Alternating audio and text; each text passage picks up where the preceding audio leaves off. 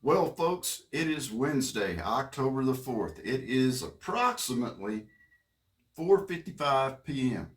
and it looks like we survived the FEMA emergency test. My question is, what does that mean? Where are we going right now as preppers? What are we becoming? Let's get shady and talk about it.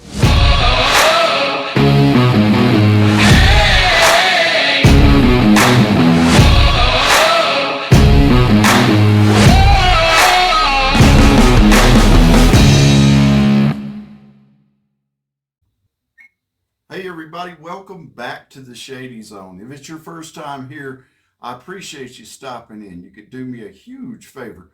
Go up there, click on that subscribe button, hit that little bell. Maybe go down to the basement down there, leave a comment, give me a thumbs up, give me a thumbs down, whatever you want to do. If you're coming back, if you're one of my shady folks, thanks for stopping by. Y'all glad you're here. So, how did you guys like that new intro, first of all? Okay, getting down to business.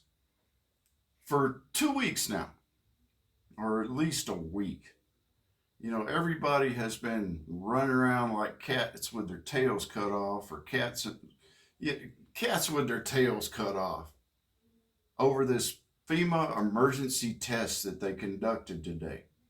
Okay, I have heard some of the craziest things out there.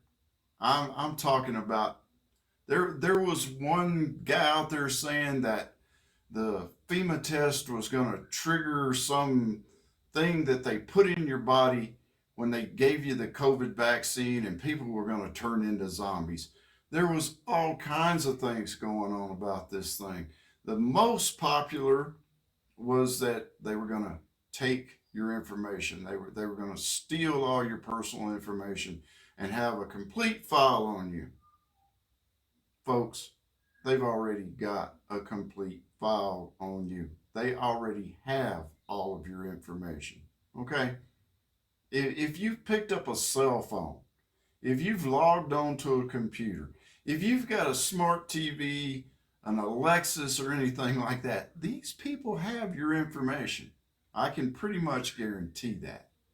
But the thing about it is, and I'm going to be totally honest with you because this shocked me.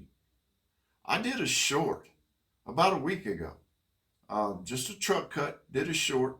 I didn't go off on explaining what I thought was going to happen or trying to put out there what was going to happen. I simply said that FEMA was going to do this test, and there were a lot of people that were Googling it and this and that and the other, and I told people what I was going to do. And I did what I was going to do. I took my cell phone, I shut it off, I put it in a Mylar bag, I wrapped it up, sealed it, I put it in my lunch bag, which is insulated, and I let it stay shut down for an hour.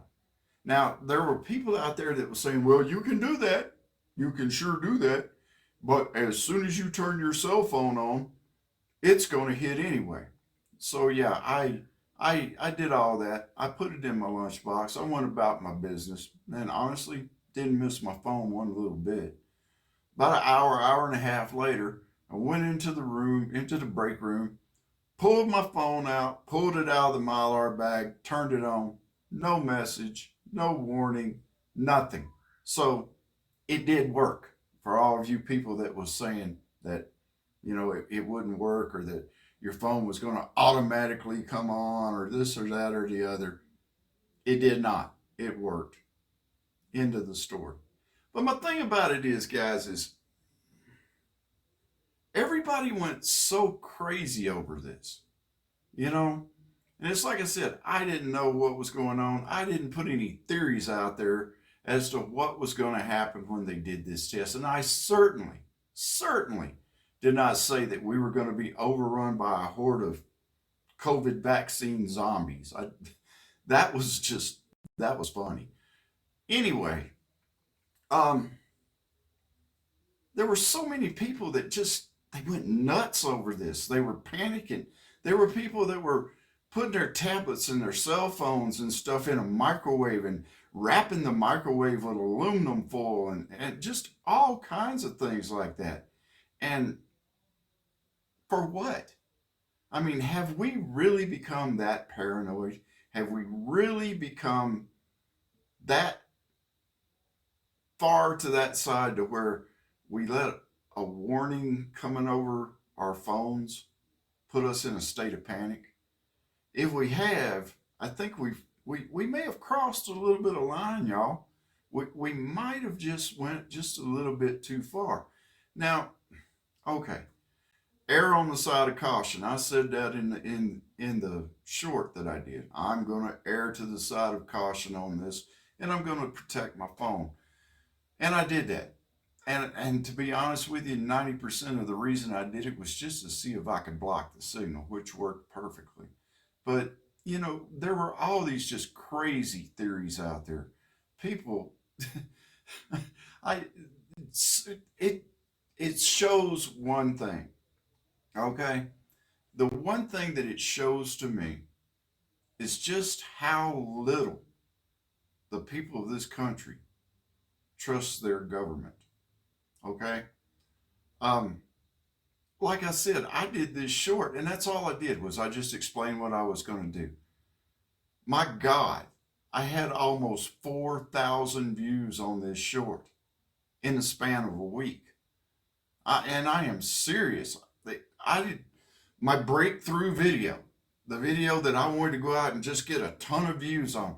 I never expected, excuse me, I never expected that it would be me sitting in my truck, talking to my camera, just explaining what I was going to do with a cell phone on a FEMA test. And the comments that I was getting, some of them were great, some of them not so much, and I expected all that. I really began to expect it when this thing started actually churning and getting some traction to it. But you know, people were like, "Yeah, I think I'm going to do that." But the thing about it, guys, is I had that I know of at least two kids that commented on this thing. One of them said something along the lines of, "That sounds like a good idea. I'm going to do that before I go to school." And the other comment, I can't exactly remember what the kid said, but it started out, "God bless you too, sir," because you know how I always say God bless you at the end of my videos. He said, "God bless you too, sir." And he said a couple of other things. And then he says, "Don't worry about me, even if I'm only 8 years old." Okay. I mean, there is a certain decorum as preppers that I think we kind of need to keep up. Now, yes, if it is something that is 100% certain and we know it's going to happen, that's one thing. You know, if it's talking about a scenario, what would happen if, we go to war, a hot war with Russia? What would happen if the economy collapsed? Those are scenarios, I don't think that they're fear porn. But there was a lot of just plain fear porn out there during this whole thing, guys. And honestly, I think it was when I read the two comments from the children is when it really got me to thinking that, you know, as a creator, personally, as a creator, I have a certain amount of responsibility, even though I put on every single one of my videos, no, this is not for children. It's not made for kids. There's still kids out there on YouTube, and they're still watching the things that we put out as creators. So I've kind of been thinking about this, and I think, even though I didn't, promote any fear porn or anything like that, I think that there are a lot of people out there that need to actually kind of watch what they put out and how they put it out. Okay. Um, Even our friend up north, he did a video and came on and said, I totally, totally condemn. I do not condone any of this fear porn that is being put out there. I mean, the king of fear porn is saying, I want nothing to do with this. Um, so yeah. Now, Is it over? Just to add a little fear porn to the end of the video, is it over? We don't know. Now, do we? Do we really know that they didn't harvest our data? Do we really know that they didn't do anything? We don't. But you know, there comes a time when you just you got to just kind of look reality in the face and say, you know what? It was a test. Now, and it was a test. One of the strange things about the test is it actually coincided with Russia doing the same exact test today in their country. So that's just things to think of. But guys, I think we have a certain amount of responsibility, to our viewers.